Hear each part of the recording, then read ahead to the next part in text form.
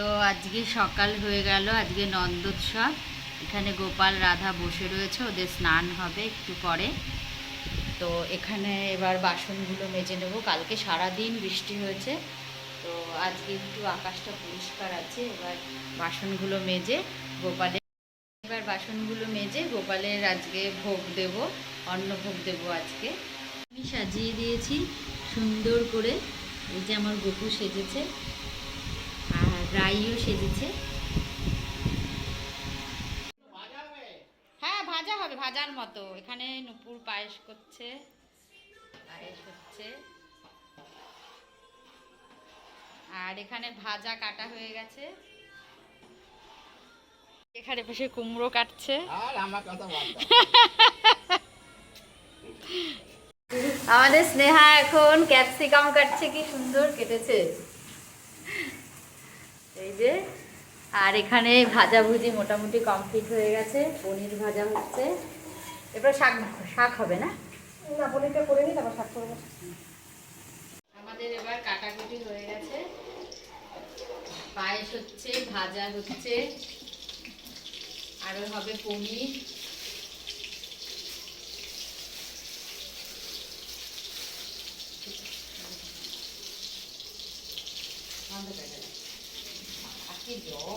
খিচুড়ি, এই যে করছে খিচুড়ি। তরি তরকারি কেটে দেবো বাপি। গোপালের ভোগ সাজানো হয়ে গেছে এখানে।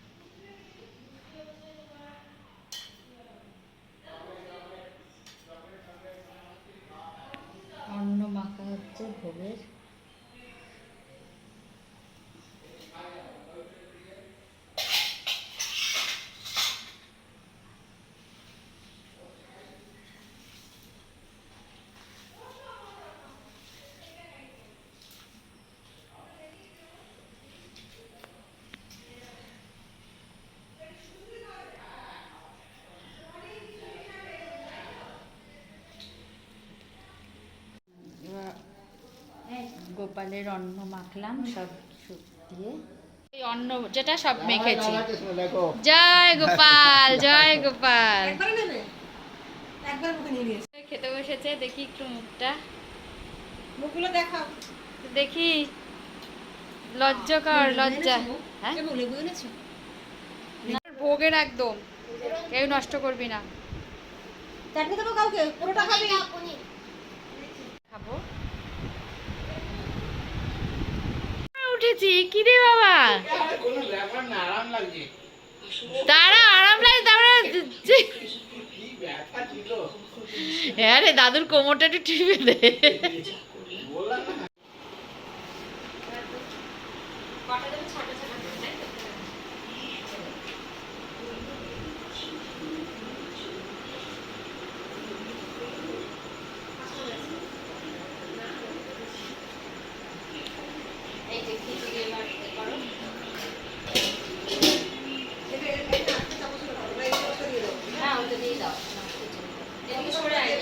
খিচুড়ি একটা দাও।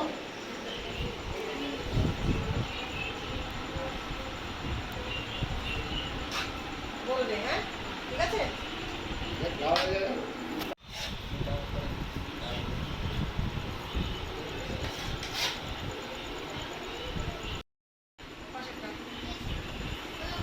সামনের দিকে একটু এগিয়ে দাও। এই যে রান্না করেছে, এত রান্না। আরেকটা দেবো? কটা হয়েছে? ছোট তো হয়ে গেছে, কেউ কিছু নষ্ট করবি না, বলে দিলাম। হ্যাঁ, কিন্তু হেভি বানায়। দাদু কেমন রান্না করেছে বল? দাদু ভালো রান্না করেছে। পিঙ্কি, রিক, আগে দিয়ে বলে দিয়েছি। এটা পেছনে সরে বসো তুমি। হয়ে গেছে তো। ওইকে শয়ন দেব। এবার গোপু আর রাইকে শয়ন দিয়ে দিলাম। তো আজকে জন্মাষ্টমী আর নন্দোৎসব নিয়ে এই আমার ব্লগ। তো তোমাদের ভালো লাগলে লাইক, শেয়ার, সাবস্ক্রাইব করো। Good night Gopu.